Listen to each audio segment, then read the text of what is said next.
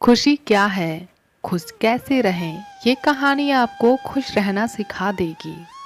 एक जोड़ा खुशी खुशी अपना जीवन बिता रहा था। किसी वजह से उनकी खुशियाँ धीरे धीरे जाती रही। वह बहुत ही निराश रहने लगे। तभी उन्होंने सुना कि पास के गांव में एक महात्मा आए हैं जो लोगों की तकलीफ दूर करते हैं। तब वह दोनों उनके पास गए और अपनी सारी बातें महात्मा को बताई।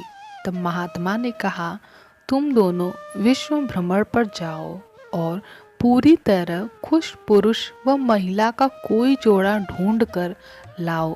अगर तुम्हें कोई ऐसा व्यक्ति मिल जाए तो उनके कपड़ों का एक हिस्सा ले आना और उसे हमेशा अपने पास रखना।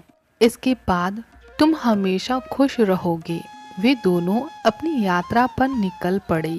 एक जगह जाकर उन्हें पता चला कि राज्यपाल और उनकी पत्नी सबसे ज़्यादा खुश हैं। वे दोनों उनके पास गए और पूछा, क्या आप सबसे ज़्यादा खुश हैं? उन्होंने जवाब दिया, हाँ, हम हर हाल में खुश हैं, बस हमारी कोई संतान नहीं है।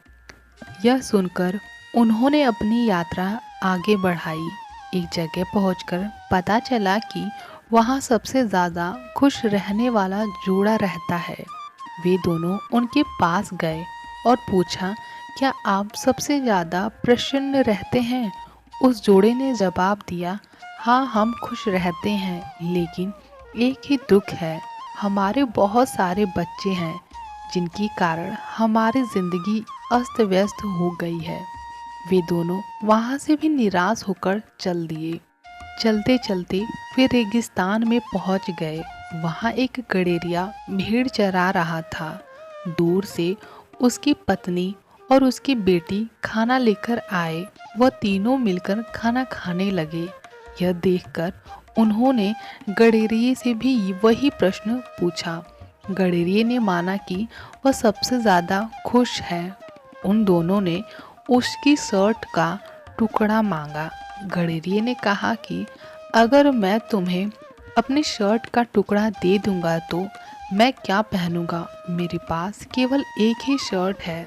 हताश होकर वे दोनों महात्मा के पास लौट आए और उन्हें अपने अनुभव को बताया।